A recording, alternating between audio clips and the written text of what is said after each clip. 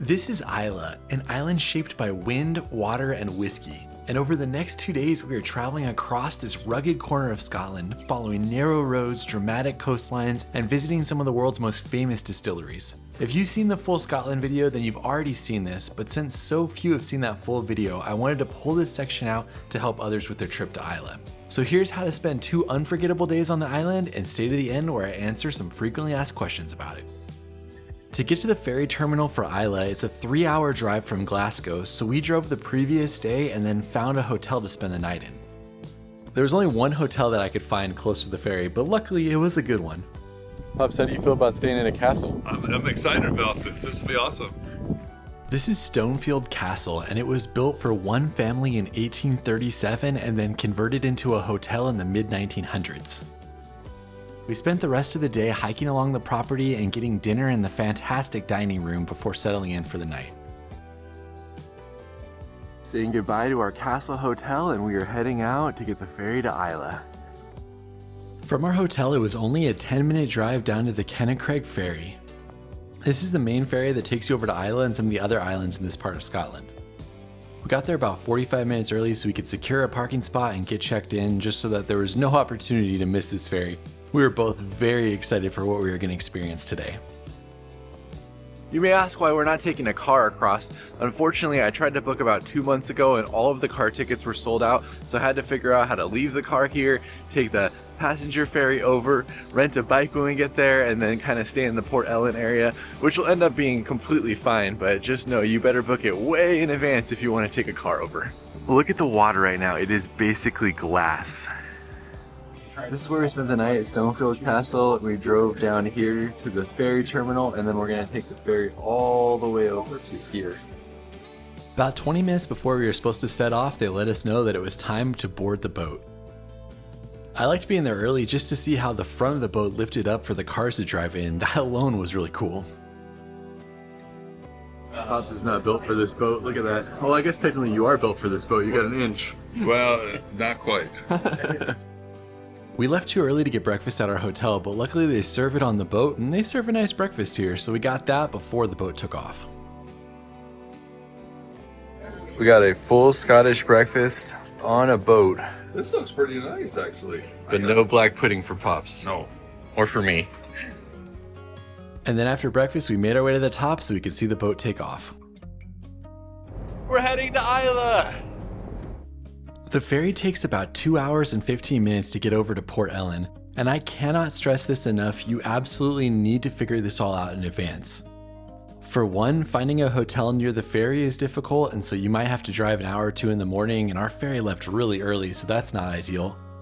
And second, finding a place to stay on Islay is extremely difficult as there's limited options. Plus, just getting a tour of some of the distilleries you want to go to is difficult because there's limited options. So just make sure you look into all of this in advance when you know you're going.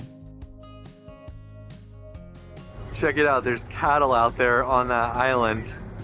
We're trying to figure out how they walk across, but I mean, maybe at low tide they can cross right there, but definitely looks like they'd be a little confused way out there. I never thought about the possibility of tide coming in and stranding cattle on an island. Only in Scotland, I guess. Once we left the channel and hit the open water, it got a little bit more choppy, but overall it was a very pleasant boat ride. Those big mountains out there look like they're on the island of Jura, so I don't know anything about that, but that's a lot bigger than what you see over here.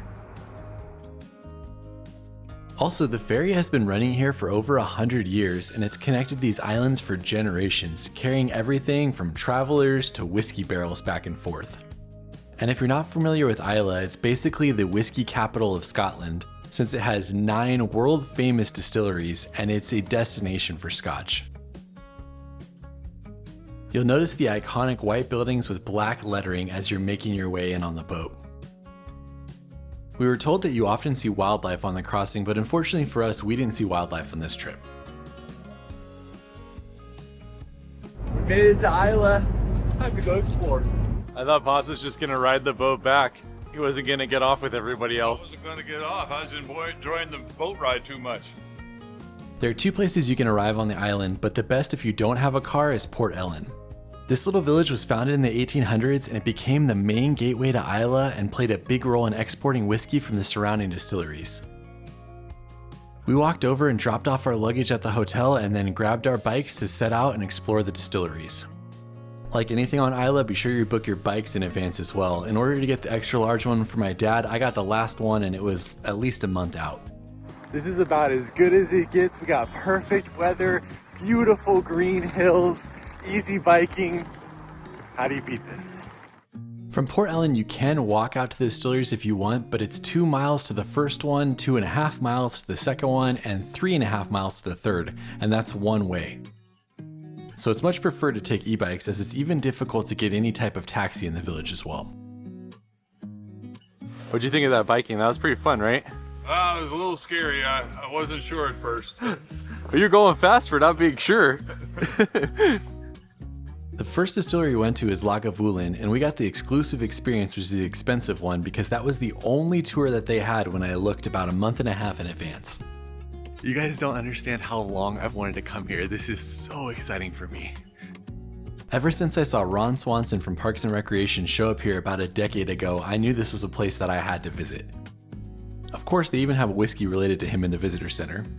After exploring a little bit, we headed to the waiting room to start our tour of this distillery, which was founded in the 1800s. But even if you don't like Scotch, I mean, look at these views of the distillery and the water next to it. It's pretty hard to beat. I know not everybody's interested in whiskey, and we did 2 tours while we were on the island, so I'm not going to bore you with everything, but I will show you some of the highlights. And how the island is basically a perfect combination of peat, salt air, and soft water, which creates flavors that don't show up really anywhere else in the world. On the tour, we got to walk through the entire distilling and fermentation process. And because of how low the water level was on the island currently, they weren't actually producing, and so they allowed us to take video and pictures in some of the areas that you can't normally take videos in.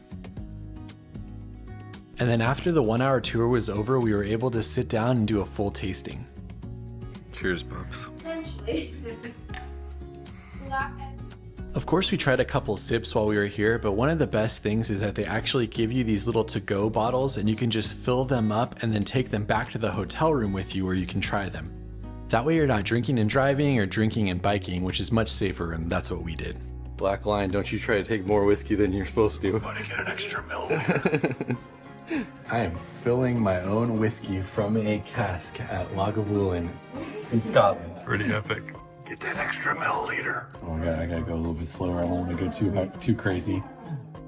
Since the cheaper tour was sold out, this is the only tour option we had, and since this was something we really wanted to do, we weren't upset about having to take a bottle home with us. Put bottled by Jeff on a bottle of whiskey from Islay. All right.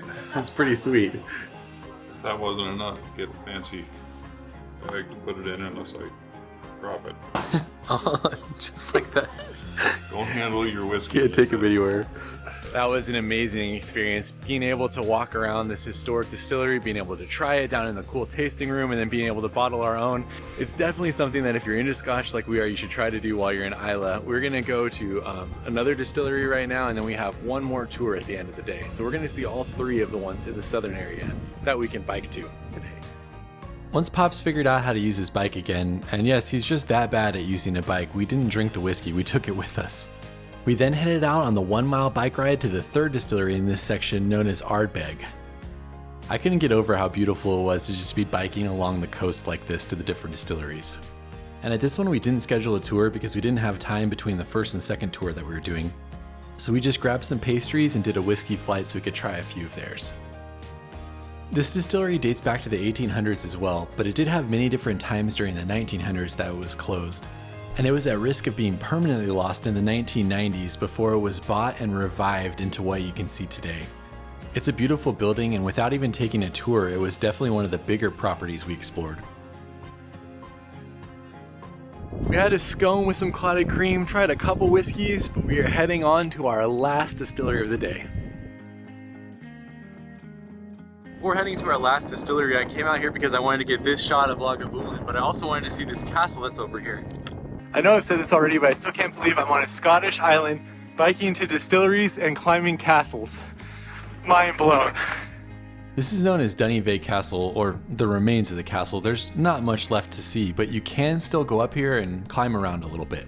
The castle dates back to the 1200s when it guarded Lagavulin Bay, and it eventually fell into disrepair after repeated sieges, fires, and political shifts.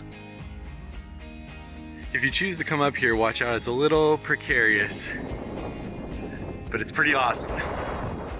Plus you can get some great views of the distillery, and here's a shot Pops took of me on top of it. A castle and that view, what's not to like? Our last stop of the day brought us almost all the way back to Port Ellen and on to Laphroaig. Here we had a tour scheduled as well, and we almost missed it as it takes a lot longer to bike these areas than you think. Again, because of the drought, there wasn't any actual production going on when we were here, but we did get to see them burning peat, which was pretty cool. I like how they designate that we're on this tour. This tour was a lot like the last, but it's pretty hard to beat how cool and historic these distilleries are.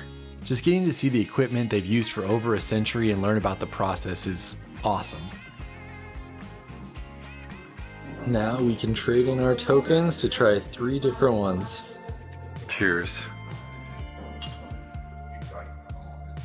This was the same as previous, where we could pick out our 3 different ones that we wanted, and then we got to take them in our little to-go bottles.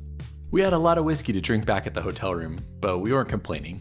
That was an incredible time. All 3 distilleries were so fun to explore. Our tour here was probably the best tour that we did. Particularly good. I liked Lagavulin, I think, the best, but you liked Laphroaig the best. So yeah, honestly though, this is just such a fun place to explore if you're into Scotch like we are. Pops is gonna go relax at the hotel, and I'm gonna head on and explore one more thing on the island. Well done, Pops. I had really wanted to get all the way out to the American Monument, but unfortunately we didn't have time as to when we had to return our bikes, so I just went over to the western side of the island. I made it around to the west side of the island, and I'm gonna hike out to the lighthouse. This is about a 15-minute bike ride from the town, and I would say it was well worth it, especially with the beautiful weather. I mean, look at the colors of the water here. I'm probably gonna butcher this, but I was told that this is called the Fada Lighthouse. It was originally built in 1832 to replace an older beacon that fishermen used to guide their boats into the bay. It's known for its unique square design, which makes it stand out with the other Scottish lighthouses. That was a cool spot to bike out to, and look at how beautiful the water is. It's clear and it's turquoise. I'm going back to the city though, which is all the way across on the water. Gonna find Pops. We're gonna go to a grocery store for dinner because I didn't get any reservations and everything is sold out for tonight. No big deal though, snack dinner in the hotel works as well. Without a car to drive around the island and limited taxi service, we were only able to access the restaurants that were close to us, all of which were busy. I did say Islay was expensive, but this is what 16 pounds gets you at the grocery store. It's a meal fit for kings right now. We're eating good. We even got sticky toffee pudding for dessert, paprika chips, chicken, pasta salad, sandwiches, and look at that view out there with not a single person on the beach. And there is literally not a cloud in the sky hardly. It's basically the perfect day in Islay.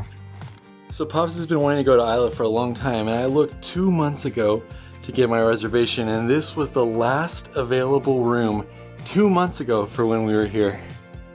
So this was about $150 room, and I had to book 2 of them because you know there's no way Pops and I would have been sharing that bed.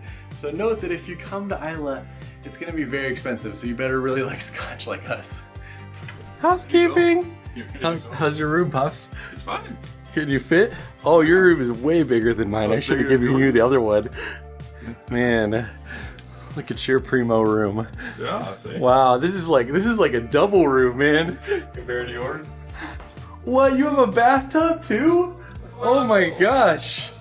How are you giving me the cheap room? Who's paying for this? Am I paying for this or you, man? I don't remember. So you got a bathtub to lounge in and everything. Right. Yeah, well, I'll be lounging later. One of the best things about our hotel is that it had a breakfast buffet with a lot of great food and black pudding. Alright, here we go. This is a Scottish English delicacy. Black pudding. tastes fine. Well, describe it. What's it taste like? The look on your face is not like you are happy about it. It doesn't have like a huge taste. It kind of has like a little kind of oaty, grainy consistency, but I wouldn't say there's like a huge flavor at all. I wouldn't eat it again, but I don't hate it.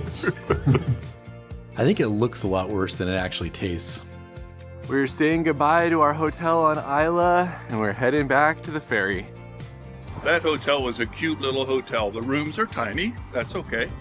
But the people were just lovely. The staff was so friendly. Put a smile on your face, it was great. And let us know what you think of black pudding. Would you try it? Do you like it?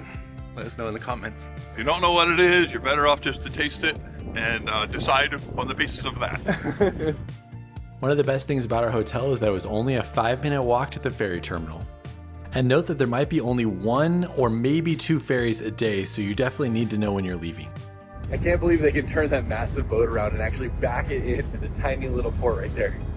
Back on the boat this time, we decided to just get a spot to rest since we had taken in all the views the previous day and we were pretty exhausted. And with the lack of people that were on the boat, it was really easy to spread out and relax. The boat had a great coffee shop where they made the coffee for you. They even served them in mugs and you could just sit there and take in the views while you're drinking your coffee. And then a quick 2 hours later, we are arriving back at the ferry terminal, and check out how cool it is that the boat opens like this to let the cars out. We made it back to the mainland. That's the end of our time on Islay, but you can see the other 8 days of the Scotland road trip in the video linked in the description. Before ending the video, here's some frequently asked questions about traveling to Islay to hopefully help you with your planning. First up, do I need to book distillery tours in advance? This is 100% a yes. I got the last tour at Lagavulin about 2 months from actually going. I even had to change my trip around to do the Islay portion in the beginning in order to accommodate going on these tours. When you know you're going to Islay, you absolutely should book any distillery tours you want so you don't miss them. Also, book lodging way in advance as well. There's not much to be had in Port Ellen, and if you want to stay overnight, you'll need something, and you'll need to get something in advance. Next up, how do you get to the island? We took the CalMac ferry from Craig, which is the normal way that most people get there. It takes about 2 hours each way, and it's scenic and relaxing. It wasn't hard to get tickets to walk on, but taking a car is very difficult. I've heard there's also a flight from Glasgow, but I'm not sure how that works. Do I need a car? If you want to take a car, then book that ferry ticket way in advance. I would say that I wish we had a car to go to some of the further away spots on the island and to be able to explore the island a little bit more, but that being said, we loved our bikes and we had a great time with those, so it wasn't a huge deal. The main thing is that it just affected what we could see during our 2 days there. If you can't get a car, then definitely rent e-bikes, as it's a long walk to the 3 different distilleries without them, and buses and taxis are inconsistent at best on the island. How many days do you need? We spent 1 full day there, and I would say that that was enough time without a car. We did the 3 main distilleries that we could easily access, but if I had a car, I would definitely want another day. What if you don't drink whiskey? If you don't drink whiskey, this is still a beautiful island to come to. I don't think I would put in all of the effort to get here with so many amazing places to see in Scotland if you don't drink whiskey, but it is a relaxing and beautiful place, and if you're a huge whiskey fan like we are, then it's definitely something you don't want to miss. Lastly, how expensive is a trip to Islay? It's actually a pretty expensive place to visit. Here's a cost breakdown of what we spent on the trip. Alright, do you have any other questions? Let me know in the comments, and thanks for watching.